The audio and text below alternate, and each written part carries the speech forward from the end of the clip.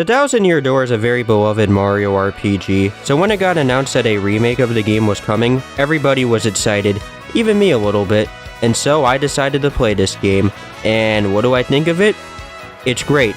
It is a genuinely good Mario game. This game is definitely worth the $60. They genuinely overhauled everything. The game looks great. They fixed some issues that the original game had. Like, this is definitely worth $60. I think this is genuinely what you should do when it comes to re-releasing a game. Like, they have like new boss fights in here, only a few, but the added addition of that is nice. You're now able to basically practice how to fight in this game due to this purple toad that shows up basically everywhere in the game. I think except for like a few areas, but it's nice. It's a nice addition. There's now like fast travel pipes, which makes it quicker to get around everywhere. And overall, yeah, this is definitely worth $60. This is how you should like remaster a game, honestly. I do genuinely like what they did with the art style of this game. It's just like how I think a Paper Mario game should look in the modern day. I could admit that I do kind of like how the modern games look, but I wouldn't mind if they continued using this art style in future games. There's also an added addition now of you being able to get concept art, and it's really interesting seeing what this game could have been back then. But okay, let's just talk about the game. I do feel like I'm going to be missing a lot of details, but like, there is a lot to this game. This game genuinely has a really good story. It's kind of simple, but there is a little more to it. But basically the plot is that you go to Rogueport trying to look for Princess Peach, but she's gone. And there's this group called the X-Nuts. You gotta like go get the crystal stars before them, and that's basically it. Again, I said there's more to it, but I kinda don't want to spoil it. There are these segments in the game where you're able to play as Peach and Bowser. Peach's segments are pretty basic, but there is this like really investing plot about her relationship with this computer AI. The Bowser segments have Bowser going on this adventure trying to get the crystal stars before Mario, but just utterly failing. There's also these playable levels for him, but they're pretty short.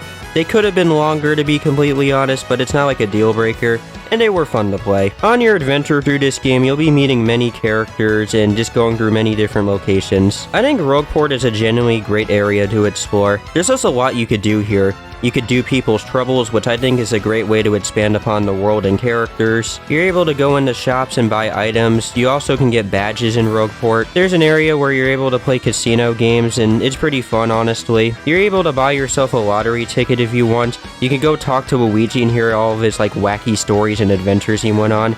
It's great. There is a lot to do in Rogueport. You can even like go under Rogueport if you wanna. Like, there's basically this underground system of the place. There's a lot of interesting characters to talk to in Rogueport, and I know you could do that everywhere else, and don't worry, I'll get to it. Rogueport is kind of a grimy place to be in, where it feels like there's this crime going on, and there's a bunch of characters you could talk to about it. Mario could get robbed by a guy, which isn't the first time this has happened in a Mario RPG, but you'd never expect that in a Mario game. There's like literally Pianta mobsters in this game, and there's like this entire plot about like the main guy running everything. It's really interesting. But okay, there's a bunch of these other characters in the game and all the other areas I'm forgetting to bring up. Like, you got your, like, partner Goombella, the first one you encounter in the game, and she's, like, an archaeologist, and she's a little sassy. You have Koops, who is sort of a nervous wreck, but eventually decides to open up and go on adventures with Mario. There's many other partners in the game, and they'll have some pretty useful abilities to them that make them all stand out. As for many of the different locations in this game, I don't think I have a dislike for any of them. I had fun with all the different locations I was going to.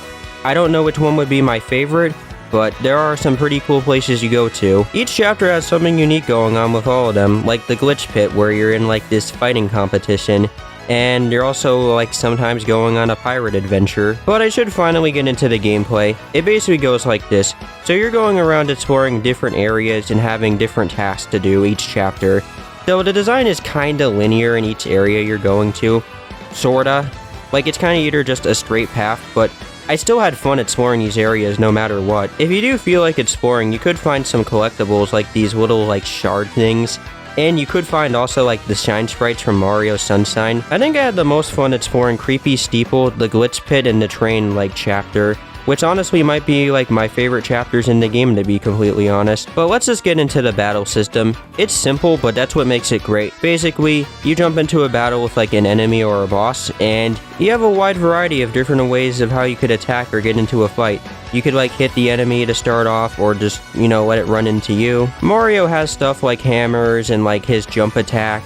and the partners have their own unique attacks to them. Goombella really doesn't have a lot to them, but they could like jump on enemies and analyze them, giving you like a basic strength of like how much they have on them. Vivian is able to hide underground and like punch enemies, lighting them all on fire. Koops has his like shell, where he can take out multiple enemies at a time if he wants. And there's different ways you could just approach battling. You also do have, of course, like your items, so you can like grab if you wanna. There also are these things called flower points. You can only use these on like different abilities or like badges you've equipped. I do want to say I do like the badge system in this game. It basically just opens up your own moveset to you, and I hope to see them return someday. The only thing left to bring up are the attacks relating to like the crystal stars, and they're pretty fun to use, and they're kind of also overpowered a little bit, which that's something I like about them. But honestly, the battle system in this game is really fun. And I forgot to bring up that the way you level up consists of these things called star points, and that's it. When it comes to getting into battles, I will say there is a bit of strategy to it. Like, I was able to one-shot, well, not one-shot, but I was able to like take out Rockhawk with no effort at all. And that's all because I used a sleep hammer. I do want to say that some of the bosses in this game are actually pretty fun, especially I'd say the last one kinda. I don't know what it is, it just has a pretty interesting attack pattern to them. I don't think there's much else to bring up except, well, the music of this game. You basically could switch back and forth to the original or new, like, music, and man, they were like, it's just like, they just took it out of the park. It sounds great in this game. All the remastered tracks just sound great. Especially even the new one for like Prince Must. Like, that sounded great. They really didn't need to go so hard on these songs, and they just all sound great. And I think that's basically it. I do know there are some things I probably did forget about, like the Pit of 100 Trials, which is like a nice side thing to do. I kinda did it and did not complete it, but I genuinely enjoyed this game, and I could see why everybody loves it. There's like great characters, great locations to explore, a great battle system, and it's just was overall a great time to play, and I enjoyed it. I really want to give this game a 10 out of 10. It's just one of those games for me. Like, I know there's like some flaws to this game, but with this whole remake, they fixed some of those issues, and it's honestly a better experience, honestly. So that's Paper Mario: The Thousand Year Door. If you're not huge on RPGs, I'd still recommend to check this game out if you wanna, because, you know, there's some good stuff to it, and I had a great time playing it. So, yeah, that's basically it for me, and I'll see you guys in another game review. Bye.